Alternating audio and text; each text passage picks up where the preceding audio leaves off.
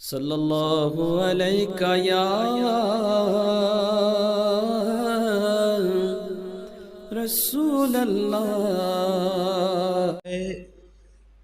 मुसीबतों में हिकमत क्या है? क्योंकि तकरीबन 2 साल से 2.5 साल का अरसा बीत रहा है, पूरी दुनिया बड़ी मुश्किलात में और बड़ी मुसीबतों में गिरफ्तार है। बिलखुसूस कोविड को लेकर, ये बीमारी को लेकर, ये एक बला है। कोविड एक बीमारी है और इसकी वजह से कई मुसीबतों ने जन्म ले रखा है। अगरचे लोगों को ये एक ही मुसीबत नजर आती है, लेकिन ये एक मुसीबत कई मुसीबतों का पेश खैमा है। इसी एक मुसीबत बीमारी की वजह से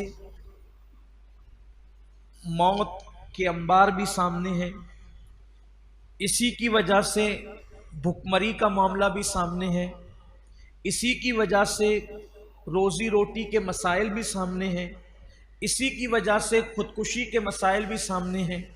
इसी की वजह से गुर्बत की सतह बढ़ रही है। इसी की वजह से बेरोजगारी की सतह बढ़ रही है। इस साल में फिर 2 करोड़ से ज़्यादा लोग हमारे मुल्क के अंदर बेरोजगार हुए। इस साल में ये दूसरी लहर के मौके पर, अब सही तादाद कितनी है तो अल्लाह जाने, लेकिन हमारी निगाहों के सामने जो आदाद व शुमार आते हैं हम उस पर एतबार करते हुए अर्ज कर रहे हैं। तो इस तरीके से बेरोजगारी है, दूसरे अमराज हैं, वबाई इस मर्ज की वजह से तंग दस्ती है, शादियां रुक रही है। इसी तरीके से इबादत खाने जो है वो बंद हैं। मज़ारात औलिया पर जाने पर लोगों को बहुत सारे इलाके में पाबंदियां हैं। ईद की वो रौनकें नज़र नहीं आ रही है। इस तरह से बहुत सारी मुश्किलें और मसाइब और मुसीबत है। इस मुसीबत के अंदर उम्मीद की किरण पैदा होनी चाहिए।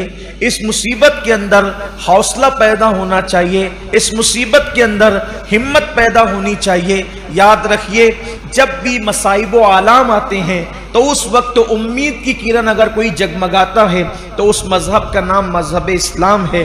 गमों के अंदर अगर कोई हौसला अता करता है तो उस मजहब का नाम मजहब इस्लाम है।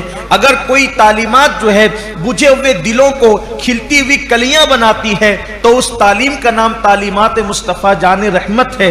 ऐसे वक्त में जबकि मुसीबतें मुसलसल आ रही है और मुसीबतें मुसलसल बरस रही है, यकीनन बहुत सारे ऐसे लोग भी